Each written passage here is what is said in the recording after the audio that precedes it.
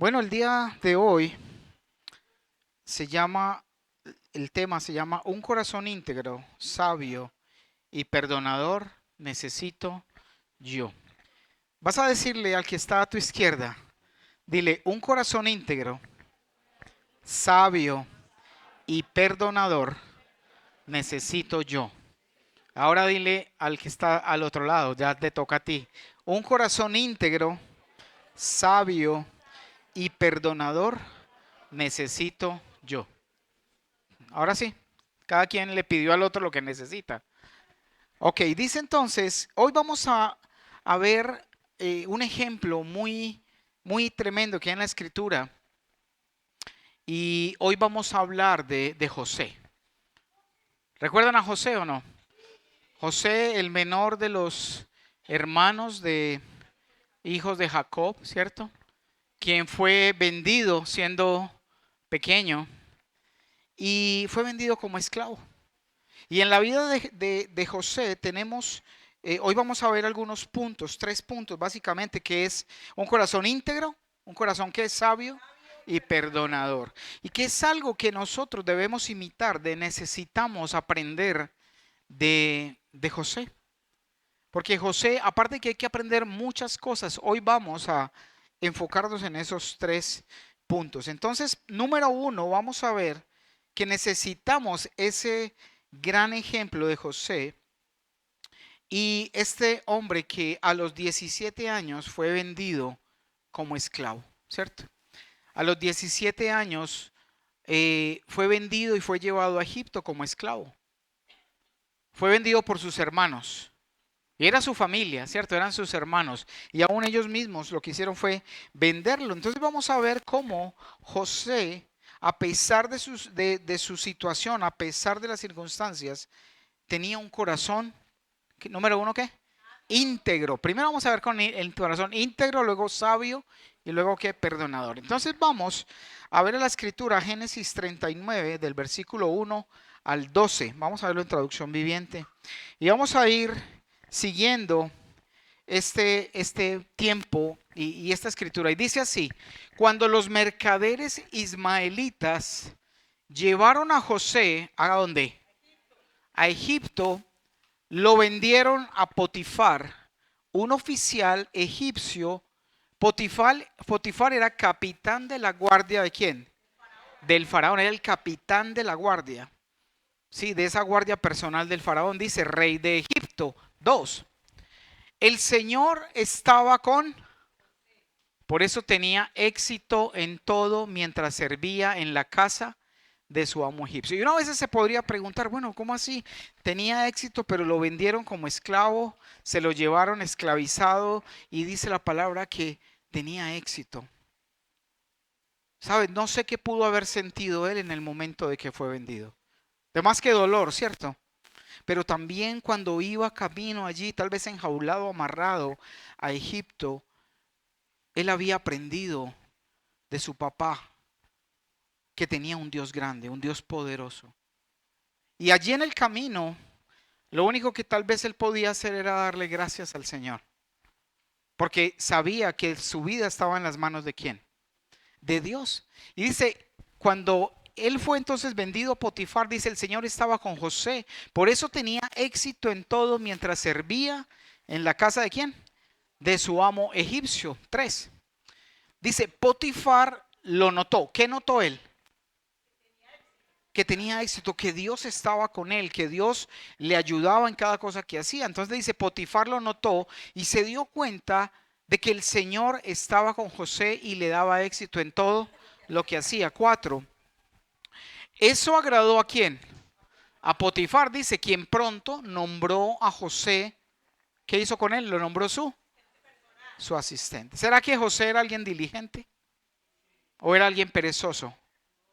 No, era alguien diligente, alguien que quería hacer las cosas bien y cuando lo pusieron a trabajar en la casa, era quien hacía, quien se movía más allí y tanto lo notó el mismo Potifar que dice que pronto lo nombró su ¿qué? Su asistente.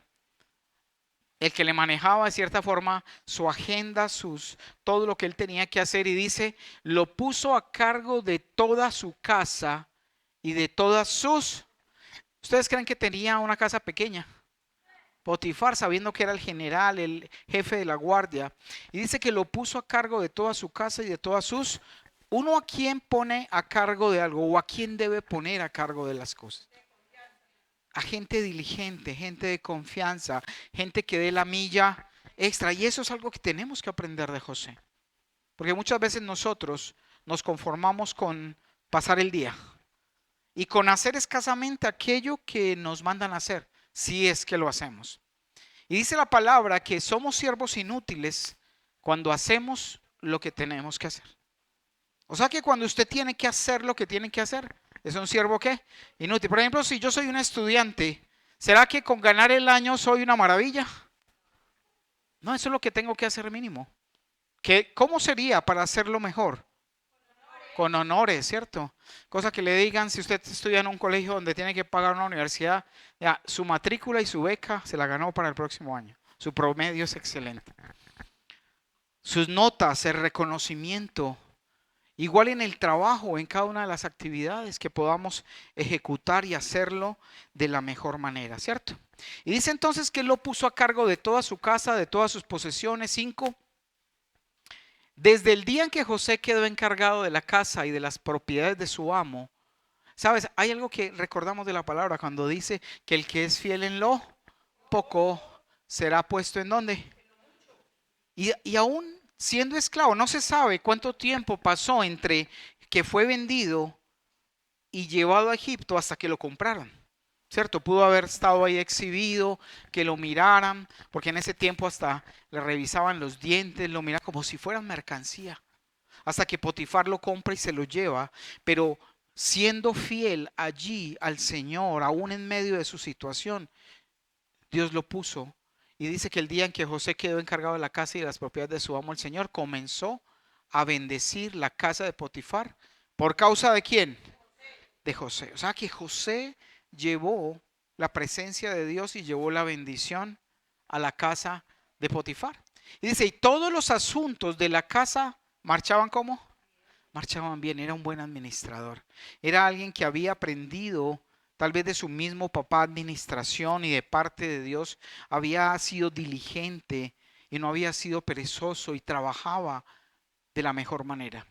Y dice, todos los asuntos de la casa marchaban bien y las cosechas y los animales. Imagínense, no solamente cuidaba y administraba la casa, le tocaba las cosechas, les tocaba los animales y no creo que era poquito. Y administraba todo lo que había allí. 6. Y dice, pues Potifar le dio a José total y completa responsabilidad administrativa sobre todas sus posesiones. Con José a cargo, dice, Potifar no se preocupaba por nada. ¿Qué era lo único que él se preocupaba? Dice, excepto que iba a comer. Simplemente, quiero esto. O simplemente, ya está listo la cena, pase a comer. José era un joven muy apuesto y bien fornido. Otra versión dice que era atractivo físicamente. Era un hombre que de buen parecer. Era tan de buen parecer que, vamos al versículo 7. Dice, y la esposa, ¿de quién? De Potifar, pronto comenzó a mirarlo con deseos sexuales. Y le decía así, ven y acuéstate conmigo. Le ordenó ella. 8. Pero José se negó. Mire, le contestó. Ay, no, es que de pronto nos pillan. No. Ay, no, es que qué pena de Potifar, que ir a pensar. ¿Cierto que no dijo eso? Dijo, mire, le contestó, mi amo confía en mí y me puso a cargo de todo lo que hay en donde, en su casa. 9. Nadie aquí tiene más autoridad que yo. Él no me ha negado nada. Creo que ahí se le iban abriendo los ojos a la esposa de Potifar. No le ha negado nada. Entonces eso va ahí como incluido. Y dice, con excepción de usted. Y ahí se le cayó el carriel a la mujer. Y dice, con excepción de usted porque es su esposa, ¿Cómo podría yo, mira lo que dice, cometer semejante maldad? ¿Sería un gran pecado contra Potifar? Contra Dios. Ese corazón de José es el que nosotros necesitamos. Un corazón que íntegro. Un corazón fiel a Dios. Un corazón que quiera agradar al Señor. Y dice que más adelante, bueno, vamos a seguir con la lectura. Y dice en el 10, día tras día, ella seguía, ¿qué? Presionando a José. No me imagino cómo se las ingeniaba, qué hacía, acosando a José, acosando a José. Pero él se negaba a acostarse con ella y le evitaba tanto como podía. Tanto como podía. 11. Cierto día, sin embargo, José entró a hacer su trabajo y no había nadie más allí. ¿Qué pasó? Dice en el 12, ella llegó, lo agarró del manto y le ordenó. Que aquí soy la jefe. Usted hace lo que yo quiera. Y le dice, vamos, acuéstate conmigo. José se zafó de un tirón, pero dejó su manto en manos de ella al salir corriendo de la casa. 13. Cuando ella vio que tenía el manto en las manos y que él había huido, siguiente, llamó a sus siervos. Enseguida todos los hombres llegaron corriendo. Miren, dijo ella, mi esposo me ha traído aquí a este esclavo hebreo para que nos deje en ridículo. Él entró en mi cuarto para violarme, pero yo grité. Tremendo, ¿no? 15. Cuando me oyó gritar, salió corriendo y se escapó, pero dejó su manto, ¿dónde? En mis manos. ¿Sabes? Una característica que nosotros debemos ver y copiar de José es la integridad y la resistencia a la qué? A la tentación. ¿Será que fue tentado? Sí, fue tentado, pero tenía una convicción en su corazón de que era una mujer que era casada, era la esposa de su amo y que cualquier cosa que ella hiciera, que él hiciera, estaría ofendiendo a quién? A Dios, porque tenía temor de Dios. Porque no importara la circunstancia en la cual estuviera, siempre él era fiel a Dios. Y quiero que ampliemos un poquito esa definición de integridad, por favor. Hay una definición y quiero que la tengan presente. Porque a veces hablamos de integridad, ¿cierto? Y uno dice, alguien íntegro. Sí, es alguien que cuando dice íntegro es que en todas las áreas busca agradar a Dios. ¿Sí lo tienen ahí? Ok, me lo ponen apenas se lo tengan. Dice, definición de integridad. Que lo pones ahí grandecito. Cualidad que caracteriza a aquellos, ojo, ¿a quién? A aquellos que buscan vivir de acuerdo con la voluntad de Dios. Y se esfuerzan, ojo con esa palabra, ¿sé qué? Se esfuerzan por hacer la voluntad y se esfuerzan por hacer lo correcto en algunas áreas de su vida. ¿En cuáles? En todas. ¿Y cuáles áreas tenemos nosotros? Hay moralidad, hay área de trabajo, de coherencia, mantener la rectitud. Tenemos que aprender de que él no solamente era un buen administrador, un excelente trabajador, sino alguien moralmente limpio y digno delante de Dios, porque su necesidad siempre, lo que lo caracterizaba, era vivir de acuerdo a qué? A la voluntad de Dios. Y esa palabra que se esforzaba. Usted le ha tocado hacer algo cuando lo tiene que hacer con esfuerzo para poderlo lograr, ¿cierto? O cuando le ponen a uno algo muy alto que hay que hacer esfuerzo, o ya va a marcar, ¿cierto? Pero uno tiene que hacer ese esfuerzo de más para poder alcanzar, o ese esfuerzo para abrir algo, no sé, para abrirse camino en cosas. Entonces es importante que nosotros aprendamos y tengamos en cuenta que este hombre, que tal vez podía haber pensado que tenía todo el poder en ese lugar, pero siempre respetó los principios de Dios, siempre se esforzó por hacerlo. Nosotros podemos ser cristianos, pero ¿qué pasa si de pronto alguna vez te han devuelto de más en algún lugar? Y has guardado el dinero, lo has devuelto. Tal vez has tenido situaciones en las cuales has tratado mal a otras personas. Y eso también es parte de la integridad. Tiene parte de la integridad aquello que hacemos a solas.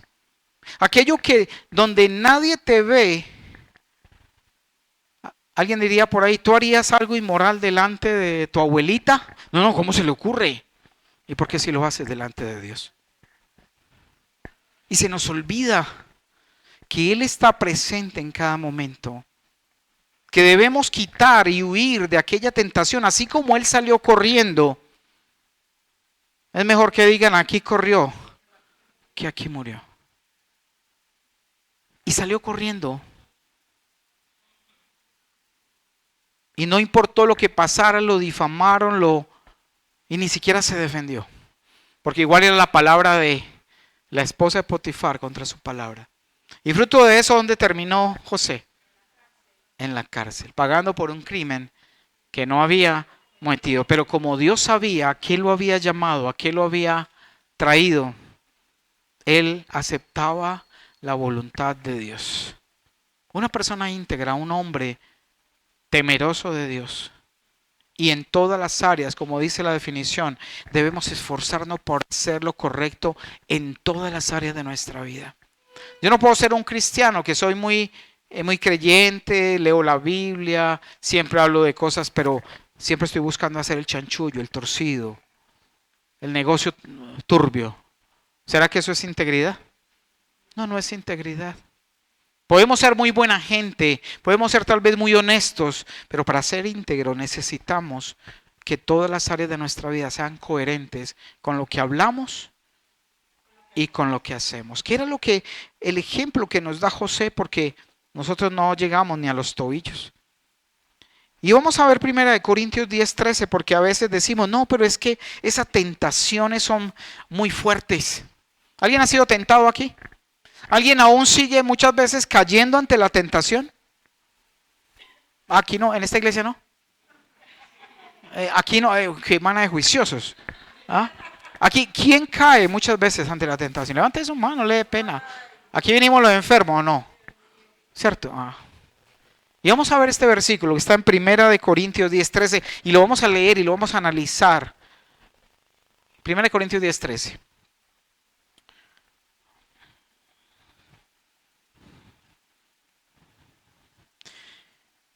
Dice así, 1 Corintios 10:13 dice, las tentaciones, ojo, léalo ahí, las tentaciones que enfrentan, ¿en dónde? En nuestra vida, no son distintas de las que otros atraviesan. Y Dios es ¿qué? Fiel, dice, no permitirá que la tentación sea mayor de lo que puedan soportar. O sea que en otras palabras quiere decir que nosotros podemos soportar todas las tentaciones que nos lleguen, ¿cierto?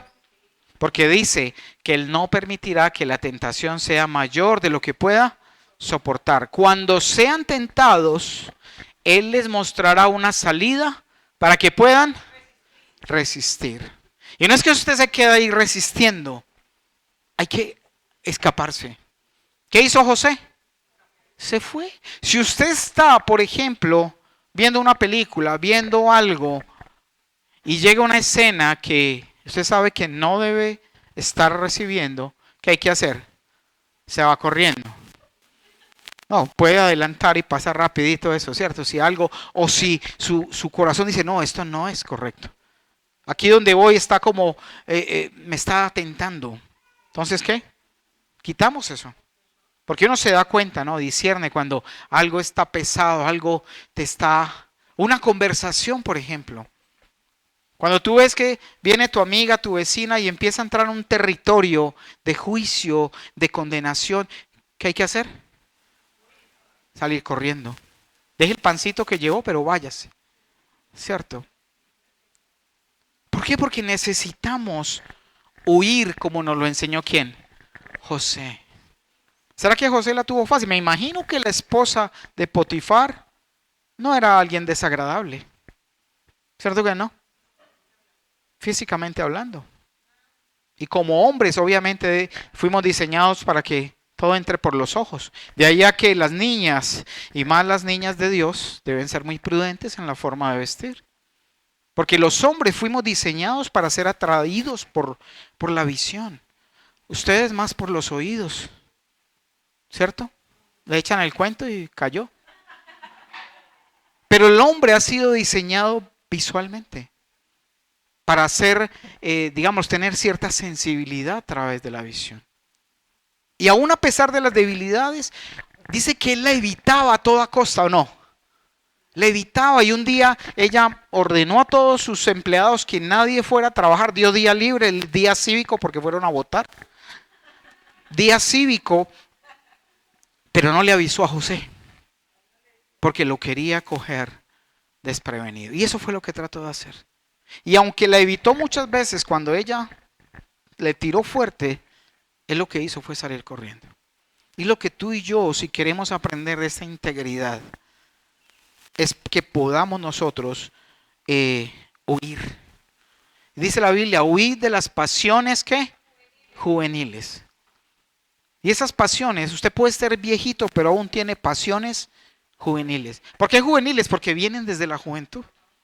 Y estamos viejitos y todavía seguimos con pasiones a las cuales no podemos abrirle la puerta ni la ventana, porque ahí quedamos. Pero entonces yo quiero hacerte una pregunta, y Dios me hacía esa pregunta. Cuando cedo ante la tentación, ¿es porque es imposible resistir o es porque no quiero resistir? No quiero huir. ¿Ah?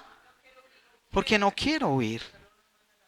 Porque Él no nos manda algo de lo cual no podamos.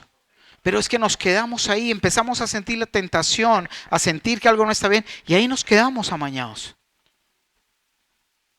Y tenemos que aprender a huir. Tenemos que aprender a salir de ese lugar. Y si su debilidad, sea la que sea, no sé, tal vez sea el juicio. Si le toca cambiar la conversación, cámbiela. O le da un café bien caliente a la otra para que le queme la lengua y ahí no siga hablando tanto. Que hay que decir, no, puede... Ya se acabó el chisme, ¿cierto? Pero hay que huir. Y José nos lo enseñaba de una forma muy, muy especial. Imagínate un joven, él estuvo recién cuando empezó en de Potifar, tenía que 17, 18 años. ¿Te imaginas un hombre en esa edad, con la responsabilidad y con esa tentación detrás? ¿Fácil o no fácil? No fácil, pero con el Señor que le dio la salida, claro, porque la puerta estaba abierta y él podía escaparse. Vamos entonces a pedirle mucho al Señor que nos ayude como a José y que nos dé uno de los dones del Espíritu que se llama el dominio propio. Pero algunos creen que es un demonio propio. Es el dominio propio para yo poder huir. Mira, hay tentaciones que nunca se deben enfrentar. Porque si usted se le enfrenta a una tentación y no huye, ¿quién pierde? Uno pierde. Porque por ahí dice el dicho popular que el que tenga rabo de paja, colorado tengo este ojo. Sí, no se puede arrimar a la candela. Porque ¿qué? Ahí vamos a quedar. Número 2, ya vimos lo del corazón íntegro, ¿cierto? Hay algo que pedirle al Señor ahí para que nos ayude con ese corazón íntegro. Y es un corazón a todo nivel. A todo nivel, en todas las áreas. Y solo Dios puede mostrarte qué áreas de tu vida. Y mira, y no es porque te estemos juzgando, sino que el Espíritu Santo necesita que nosotros entendamos y podamos salir de esa trampa y de esa prisión que estamos encerrados. Si tú tienes alguna debilidad, sea la que sea, tienes que aprender a huir. Para que el Señor te pueda ayudar a crecer en la fe, a madurar y a salir de tanto pecado que nos tiene encerrado muchas veces. ¿Estamos? Número 2, la sabiduría de Dios en José. Esa sabiduría que Dios, todavía no me pongas el significado en un momentico. Vamos a Génesis, capítulo 41, avanzamos ahí. Si usted le gusta, y le recomiendo que se lee toda la historia, pero no ahorita, sino cuando esté ya en su casa, que puedas tenerla allí para estudiarla. Y dice entonces, Génesis 41, vamos al versículo 14. Génesis 41, versículo 14, dice así. Vamos a leerlo del 14 al 36. ¿Listo? ¿Estamos todos conectados? Ok, vamos a ir siguiendo la lectura y ahí en audiovisuales nos ayudan a ir siguiendo. Dice, el faraón mandó llamar ¿a quién? A José. Resulta que José, para contártelo rápidamente, fue llevado ¿a dónde? A la cárcel. Por haber ¿qué? Presuntamente intentado violar a la esposa de Potifar. Y resulta que él estuvo allí en la cárcel y Dios también lo puso como administrador de la cárcel, porque aún en la cárcel, el cárcel era el mejor preso de todos. Donde estaba siempre mostraba esa integridad, ese amor de parte del Señor. ¿Estamos? Entonces, después de eso, en un tiempo que no lo vamos a leer hoy, pero te cuento rápidamente, el copero del rey y el panadero cayeron a la cárcel. Como era la prisión de la guardia y de allí del palacio, los prisioneros que iban normalmente eran todos aquellos que vivían y administraban el palacio del rey. Y dos de ellos tuvieron un sueño, cada uno. Y ellos estaban un día tristes, aburridos, y él les dijo, ¿qué les pasa? Porque veo que están como tristes. Dijo, no, es que tuvimos un sueño y no sabemos qué es. Los dos contaron el sueño y José se los interpretó. A uno le interpretó que iba a morir a los 3 días y al otro que iba a ser reivindicado. Y ese era el copero del rey. ¿Quién era el copero del rey? ¿Cuál era la tarea del copero? El que tenía que tomar el vino antes de que el rey, por si estaba envenenado, él debía morir. O probar las comidas. Ese era el copero. Y dice entonces que estando en la cárcel, después de que ya supieron y él le contó mucho tiempo después al faraón lo que había pasado, dice, el faraón mandó llamar ¿a quién? A José de inmediato, porque él tuvo un sueño también, el faraón. Soñó con 7 vacas flacas, 7 vacas gordas. Primero las gordas, luego las flacas, se comieron y él no sabía qué hacer. Y dice, el faraón mandó llamar a José de inmediato y enseguida lo trajeron de la cárcel. ¿Después de qué? De afeitarse, cambiarse de ropa, José se presentó ante el faraón. Entonces el faraón le dijo, anoche tuve un sueño y nadie aquí puede decirme lo que significa. Pero me enteré de que cuando tú oyes un sueño puedes interpretarlo. 16.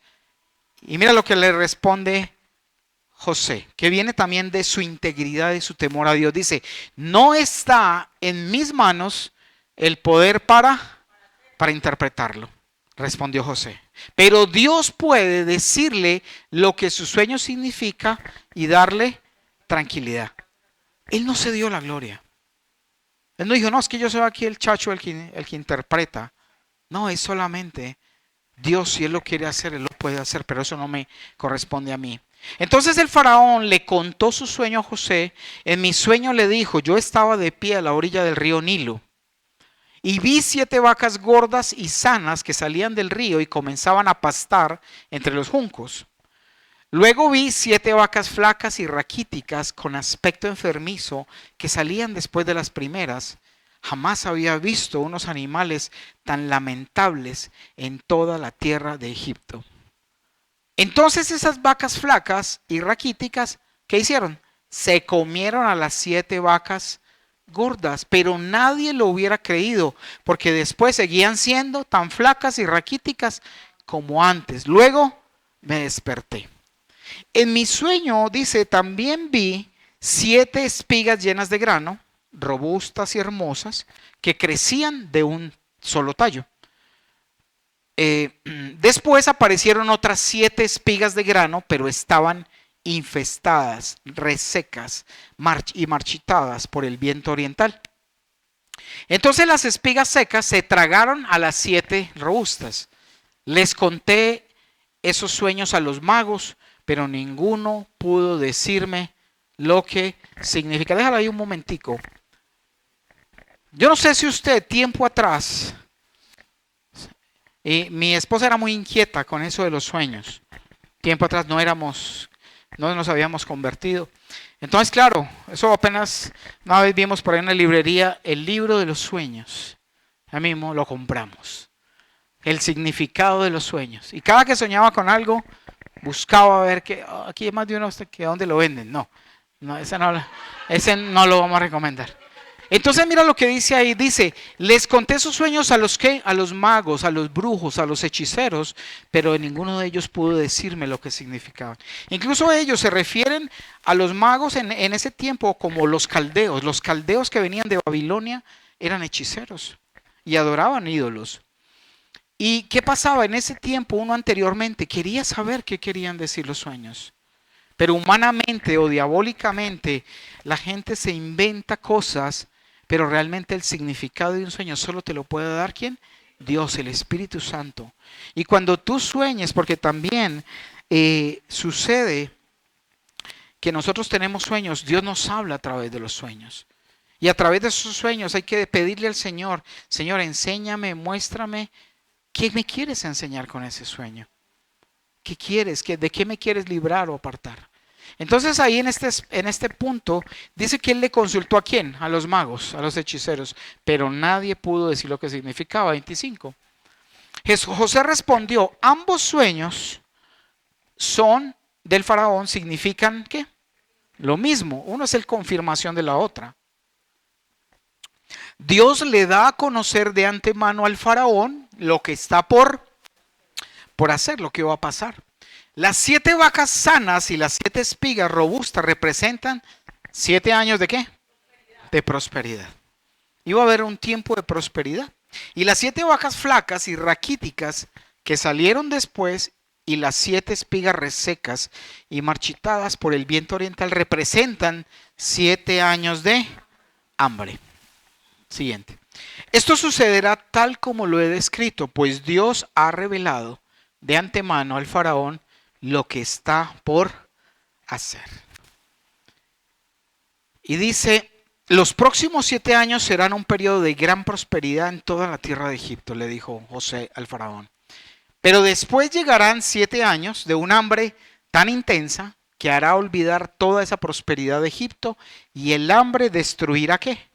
La tierra. Toda el hambre va a ser tan fuerte que va a destruir la tierra. Y la tierra en ese momento era esa zona inicial de donde se había generado la humanidad después del diluvio, ¿recuerdan? Todo eso. Esa era la población de la tierra. Y dice entonces, la hambruna será tan grave que borrará hasta el recuerdo de los años buenos. El haber tenido 2 sueños similares significa que esos acontecimientos fueron decretados por Dios y Él hará que ocurran pronto. Por lo tanto, el faraón debería, mira la sugerencia que le hace José al faraón. Y le dice, por lo tanto, el faraón debería encontrar a un hombre inteligente y sabio.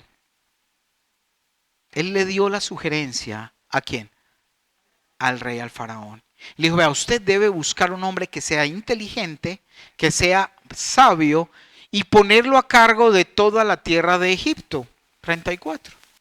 Después el faraón debería nombrar supervisores de la tierra a fin de que almacenen una quinta parte de las cosechas durante los 7 años buenos. Siguiente, haga que ellos reúnan toda la producción de alimentos en los años buenos que vienen y la lleven a los graneros del faraón. Almacene bien el grano y vigílelo para que haya alimento en las ciudades. 36. De esa manera habrá suficiente para comer cuando lleguen los 7 años de hambre sobre la tierra de Egipto. De lo contrario, ¿qué va a pasar? El hambre destruirá la tierra. Siguiente ahí en el 37. Dice, las sugerencias de José fueron bien recibidas por el faraón y sus funcionarios. ¿Y quién le dio esa sabiduría a José? Dios se la dio, porque él buscaba intensamente al Señor, buscaba y repasaba las escrituras, las enseñanzas que les habían dado. Antiguamente no existían escrituras, se transmitían de padres a hijos, se les enseñaba verbalmente todos los milagros que habían sucedido y los narraban de generación en generación. Y él permanecía fiel a lo que le habían enseñado. ¿De quién? De Abraham, del mismo qué, de Isaac, de Jacob su padre, y todo lo que venía y las promesas que habían. Y dice entonces que él era un hombre sabio que le permitió a través del Espíritu Santo poder revelarle el plan que Dios tenía al faraón. Y si no, la tierra hubiera desaparecido, ¿cierto? Todos hubieran muerto de hambre, pero Dios ahí estaba guardando la vida de José, la vida de Egipto, y más adelante lo vamos a ver, de toda la familia de Israel, ¿cierto? Vamos al 38, dice, ¿leímos ese todo? Perdón, 37. Recibidas al faraón, las sugerencias de José fueron bien recibidas por el faraón y sus funcionarios. 38. Entonces el faraón preguntó a sus funcionarios, mira lo que hizo el faraón: ¿acaso encontraremos a alguien como este hombre tan claramente lleno de qué? ¿Sabes? La sabiduría solo viene cuando nos dejamos llenar del Espíritu de Dios. Porque al dejarnos llenar del Espíritu de Dios, nos llenamos ¿de quién? De su palabra. Y esa palabra es la que nos debe permitir a nosotros poder decidir, poder discernir, poder tomar ciertas decisiones en todos los momentos de nuestra vida.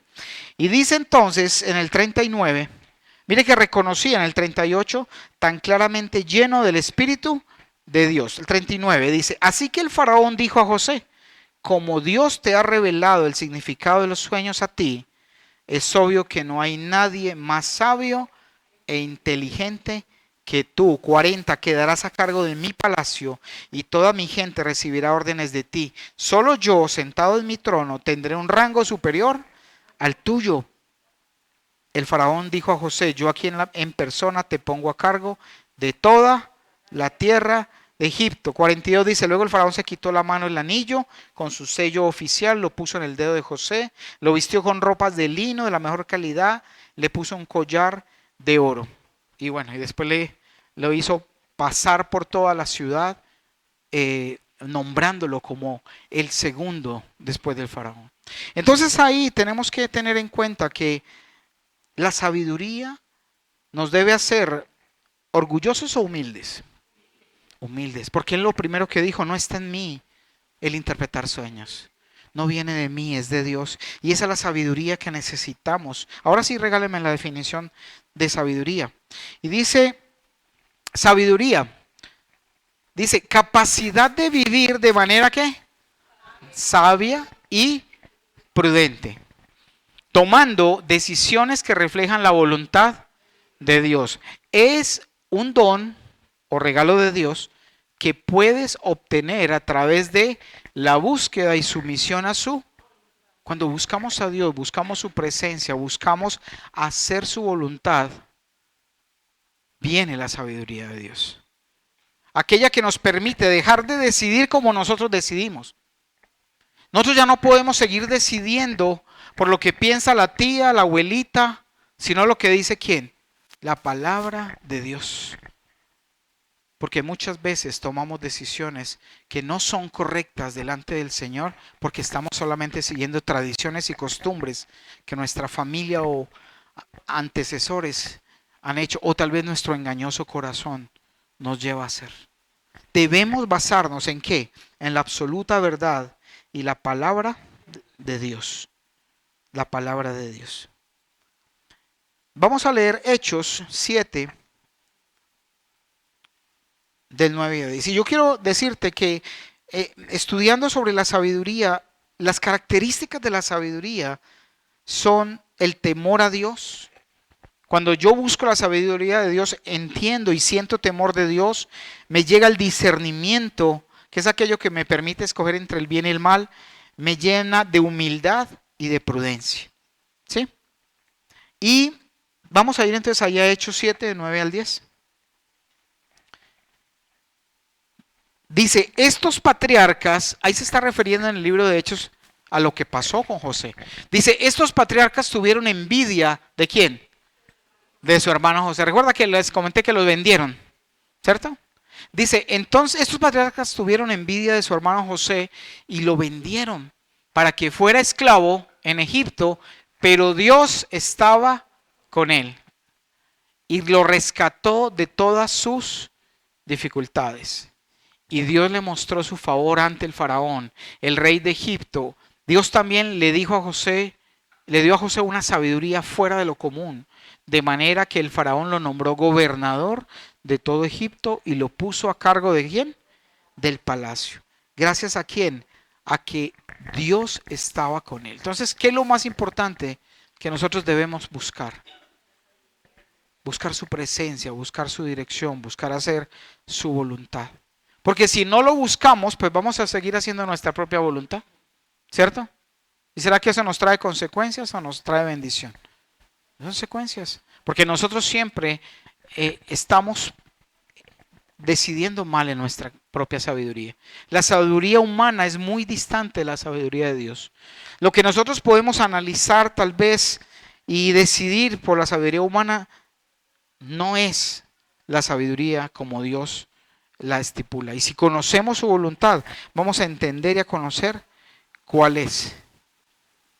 ¿Cuál es esa voluntad perfecta? Entonces ya vimos entonces el número 1, ¿qué? Integridad. Número 2, la sabiduría de Dios en la vida de José. Y número 3, su corazón perdonador. Un corazón perdonador. Génesis 45 del versículo 1 al 15. Resulta que José, después de estar como gobernador, recuerden que hubo un hambre de ¿cuántos años? 7 años, ya iban 2 años de hambruna, se quedaron sin alimentos en el campamento donde vivía ¿quién? Jacob su padre y los 11 hermanos. Recuerda que a él lo habían vendido y ya fue esclavo, luego gobernador. Y pasado ese tiempo, ellos tuvieron que ir a comprar comida a Egipto. Y José reconoció que eran sus hermanos. José lo reconoció y dijo, estos son mis hermanos, pero como él ya estaba afeitado, ¿cierto? Hasta además que maquillado tipo egipcio, con su atuendo egipcio, ellos no podían reconocer. Es más, ellos creían que ese muchacho a los 17 años ya tenía 30 años aproximadamente, un poco más, que fue cuando asumió el cargo en Egipto. ¿Habían pasado cuántos años? 13 años aproximadamente. Tal vez para ellos no, se murió, se lo comió un animal en el desierto, quién sabe a qué pueblo lo mandaron. Y resulta que José había sido enviado por Dios a Egipto y había encomendado y sabía que él iba a ser quien iba a cuidar esa tierra, esa prosperidad y lo que él iba a mandar a hacer. Entonces, pasado ese tiempo, él hizo varias cosas que luego lo pueden leer. Cogió a sus hermanos, les despachó todo, les devolvió la plata sin que ellos supieran, pero también les empacó una copa de plata. Bueno, y finalmente él hizo que llegara el momento de revelarse a ellos, demostrarles que él era ¿quién? El hermano. Listo, vamos entonces allá al versículo 1. Dice, José ya no pudo contenerse. Había mucha gente en la sala y él les dijo a sus asistentes, salgan todos de aquí.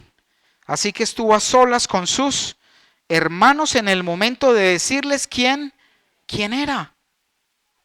Chévere esa historia, ¿cierto? Para que se la lea bien en la casa y se meta ahí en el cuento. Y dice, en la sala les dijo a sus asistentes, salgan todos de aquí. Así que estuvo a solas con sus hermanos en el momento de decirles quién era. 2. Entonces perdió el control. ¿Usted sabe cuando a alguien se le pierde el control? No, él se descontroló. Y dice, perdió el control y se echó a llorar. Lloraba con tanta fuerza que los egipcios podían oírlo y la noticia pronto llegó hasta el palacio del faraón. 3. Soy José, dijo a sus hermanos. ¿Vive mi padre todavía? Pero sus hermanos se quedaron mudos. Estaban atónitos al darse cuenta de que tenían a José frente a ellos. Por favor, acérquense, les dijo. Entonces ellos se acercaron y él volvió a decirle, soy José, su hermano, a quien ustedes vendieron como esclavo en Egipto. Ahora sí se las voy a cobrar todas. ¿Eso hizo José? No, ¿cómo saben? Entonces dice, soy José su hermano a quien ustedes vendieron como esclavo en Egipto. Siguiente, pero no se inquieten, no se preocupen, ni se enojen con ustedes mismos por haberme vendido. Fue Dios quien me envió a este lugar antes que ustedes, a fin de preservarles la vida a ustedes mismos. Impresionante. Imagina uno en los zapatos de José, ¿qué hace? Mejor dicho. No, y con todo ese poder acaba hasta con el nido de la perrita. Porque somos malos, pero la integridad y el corazón de José y ese corazón perdonador, que es el que usted y yo necesitamos. ¿Alguien necesita un corazón perdonador? A veces ni siquiera a la pareja que tenemos al lado le hemos podido perdonar. Y Dios necesita que nos perdonemos. Dios necesita que así como Él nos perdonó a nosotros, nosotros podamos perdonar a otros. Y dice, fue Dios quien me envió a este lugar antes que ustedes a fin de preservarle la vida. 6. El hambre que ha azotado la tierra estos dos últimos años durará otros 5 años más. Y no habrá ni siembra ni ciega, o sea, ni siembra ni cosecha. Dios me hizo llegar antes que ustedes para salvarle la vida a ustedes y a sus familias y preservar la vida de muchos más. 8. Por lo tanto, fue Dios quien me envió a este lugar y no ustedes. Tremendo eso, ¿no? Para uno poder entender, tiene que tener un corazón como el de José. Porque dice, mire, es que no fueron ustedes me pudieron haber vendido, pudieron haber hecho lo que hicieron conmigo, pero no fueron ustedes. Fue Dios que permitió, porque tenía un plan para mi vida. De ahí a que nosotros, pase lo que pase, tenemos que darle gracias al Señor. Porque no conocemos, porque Él opera de maneras misteriosas que no sabemos, que no conocemos. Pero Él es soberano y nadie podrá entender cómo actúa Él, pero es perfecto. Y dice, y no ustedes, si fue Él quien me hizo consejero, ¿de quién?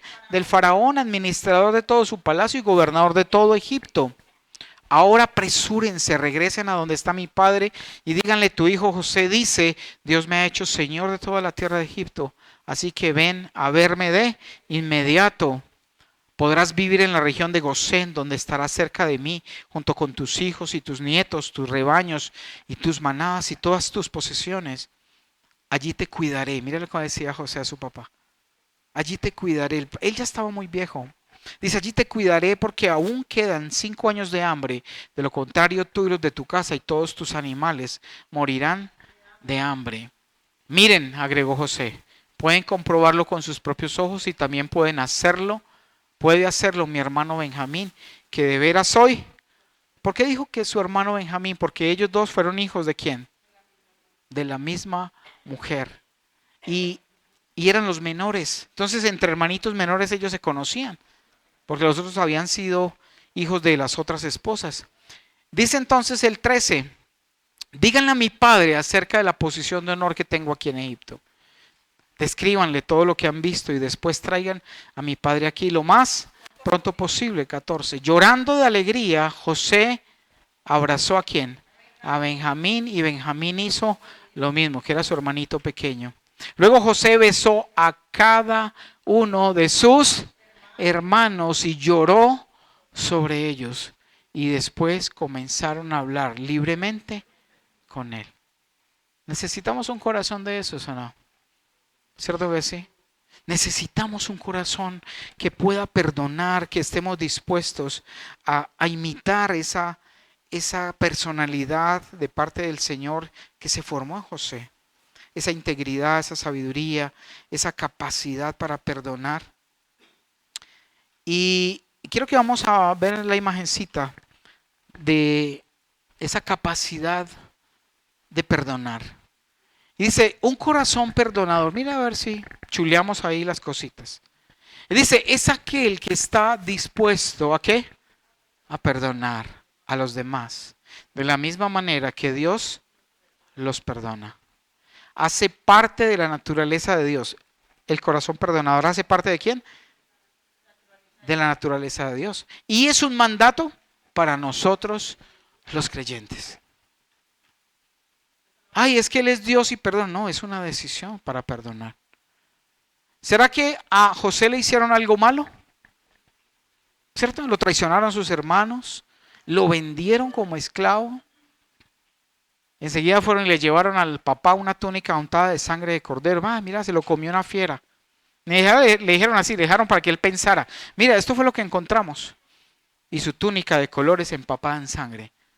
Y el papá asumió, se lo comió una fiera. Sabes, tal vez tú sientas que te han hecho muchas cosas malas. Pero no hay algo tan malo como que lo que nosotros hemos hecho delante de la presencia del Señor. Y así como Dios te perdonó a ti, mi obligación es que perdonar al otro. No importa lo que te hayan hecho. No importa aquello que haya sucedido en tu vida. Yo te pido que me regales ahí musiquita. Y que empieces en este momento. Ponte en pie, vamos a ministrar este momentico.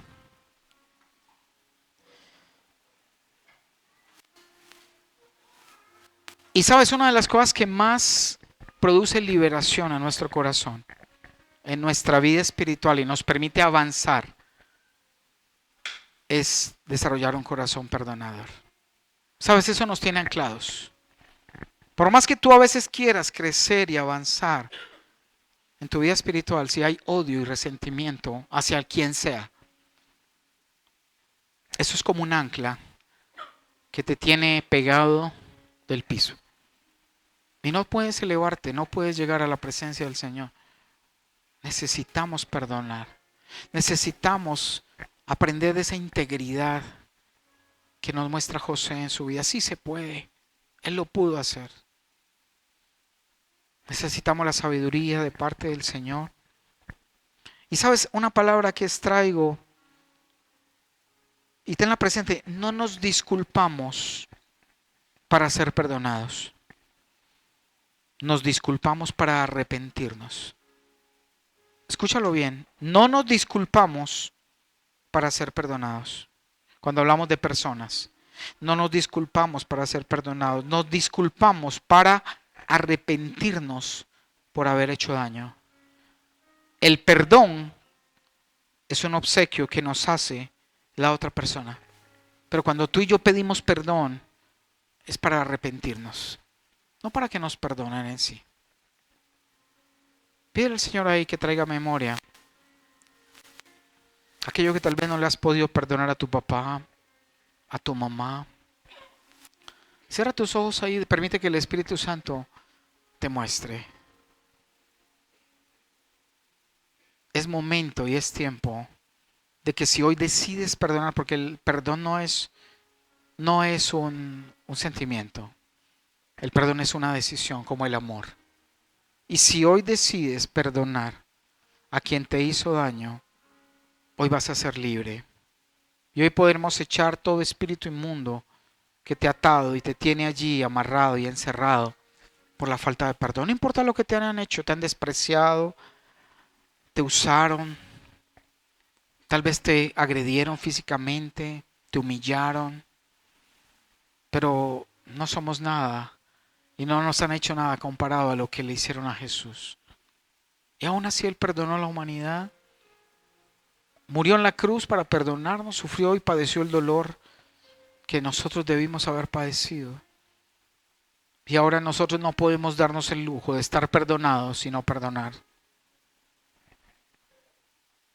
Te voy a leer Mateo 6, versículo 14 y 15. Y escúchalo ahí atentamente. Y dice Mateo 6, versículo 14.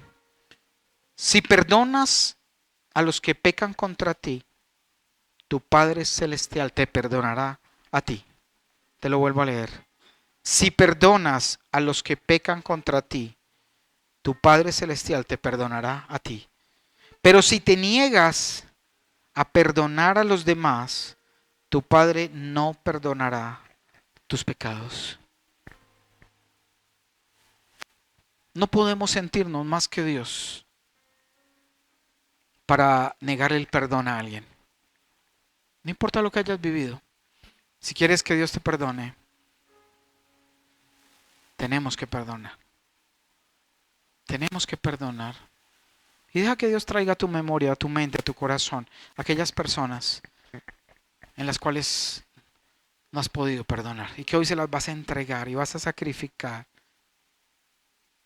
ese sentimiento y vas a tomar la decisión por tu propio bien, por tu perdón, de perdonar a aquellos que te hicieron mal.